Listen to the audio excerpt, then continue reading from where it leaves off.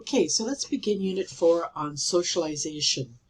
And this is part 1 of a 2-part video series. You should be following along in Chapter 4 of your textbook. In this particular video, you can learn that socialization is a lifelong process. We'll also examine debates about the role of nature and nurture in human behavior, and we'll look at the impact of social isolation on humans. We know that socialization is a social learning a person goes through to become a capable member of society. It is a lifelong process from the day that we're born until the day that we die. We learn through social interaction, and it's influenced by our culture, social class, ethnicity, gender, and much more. Let's begin with the nature versus nurture debate. The question: is our behavior determined by our biology, or is our behavior learned through our social environment?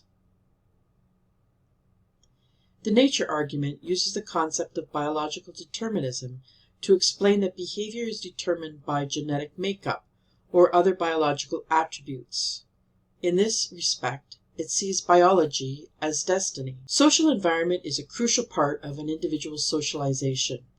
Sociologists argue that social environment has a greater effect than heredity on the way we develop and the way we act. It does acknowledge that heredity does play a basic role. Let's consider the act of crying. When you were first born, you cried because you were hungry or your diaper was dirty. But around the age of 5 or 6, the act of crying began to change. Crying, which first appeared to be biologically driven, in fact becomes sociologically driven. Traditional gender socialization responds to the fact that, with the example that the girl who falls and scrapes her knee and begins to cry is comforted, and her boo-boo is kissed better. The boy who falls and scrapes his knee and begins to cry is told to toughen up, don't cry. Let's take a look at an example from Dane Cook's comedy sketch on crying and what it tells us about gender socialization. So just a warning that there is strong language used in this video, so if you don't wish to watch it, you can skip ahead 2 minutes. Do not talk to your mother and father when you're crying.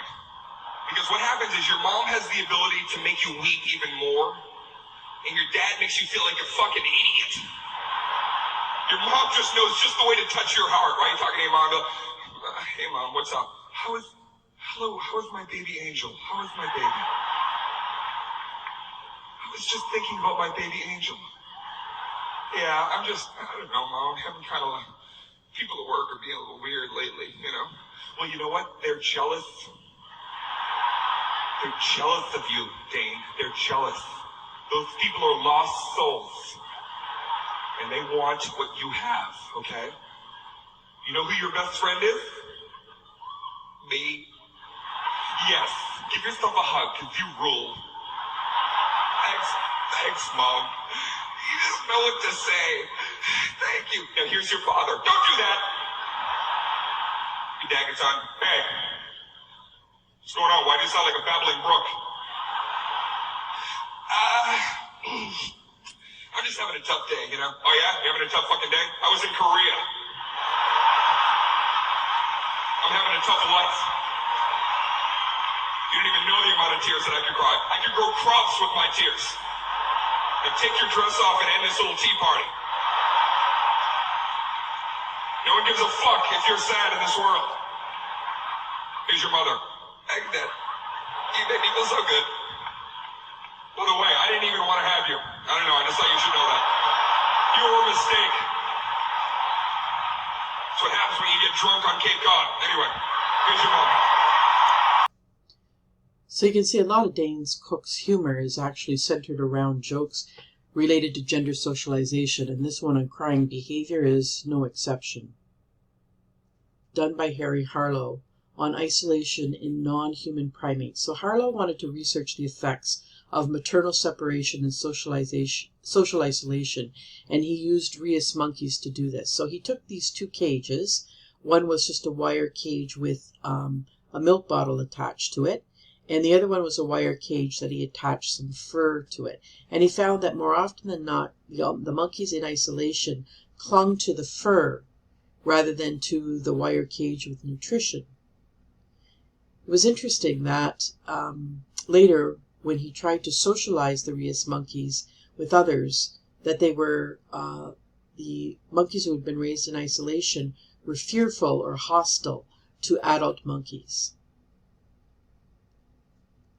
We know that humans need other humans in order to live and to develop normally. And there are serious consequences for children who are born in isolation and raised in isolation, or who are abused, as contrasted with those who are raised in environments with healthy social interaction and parental affection. Feral children are human children who have lived in isolation from human contact from a very young age, some of whom are believed to have been raised by animals. And we've seen children's storybook tales through things like Tarzan and Jungle Book. But we've also seen some cases of real children to whom this has happened. Probably the best documented case was the case of Victor. He was a boy who was discovered in the forest in 18th century France. He was only 11 years old, and it was assumed that he had lived alone in the forest for about 5 or 6 years. And there was a doctor who attempted to socialize him, and he was partially successful, but Victor was never able to actually learn language or form speech. The case of Anna is one of isolation. Born in 1932 in the United States, she was found in 1938 after being raised in isolation. Anna had no speech, she could not walk, she had no gestures, she had no capacity to feed herself, and no response to external stimuli. In fact, she was thought to be deaf. When she was removed from this isolated environment, she was able to learn to walk and follow direction, and talk in some phrases, wash her hands, brush her teeth, but unfortunately she died at age 10. Another famous case is the case of Jeannie. Jeannie was discovered in 1972 at the age of 13. She had been locked in a room and tied down from the age of 20 months, and after police rescued her, she was studied and taught by experts at a children's hospital. She acquired some skills, but she could never fully recover from the isolation and neglect, and like Victor, she had a lot of difficulty with language. And this is the case of Oksana. It's an extraordinary story. A little girl, neglected, rejected, abandoned by her parents. For comfort, she snuggles up in the farmyard kennels with the dogs. That becomes her home. They become her family for the next 6 years.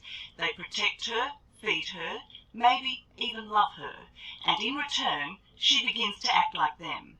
It's a remarkable case, one that startled the world of science, especially when the doctors tried to teach her to be a normal child. In fact, the film you're about to see reignites the whole nature versus nurture debate, and it could make you think twice about the way we bring up our kids.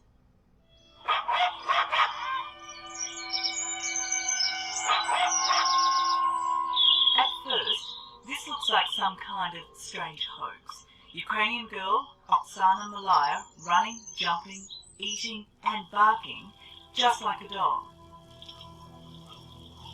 But this is no fraud.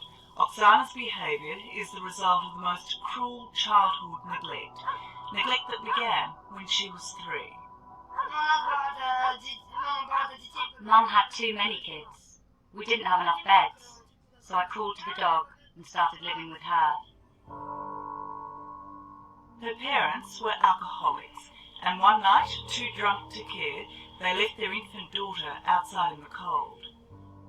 Looking for warmth, Oksana crawled into the farm kennel. Curling up with the mongrel dogs probably saved her life.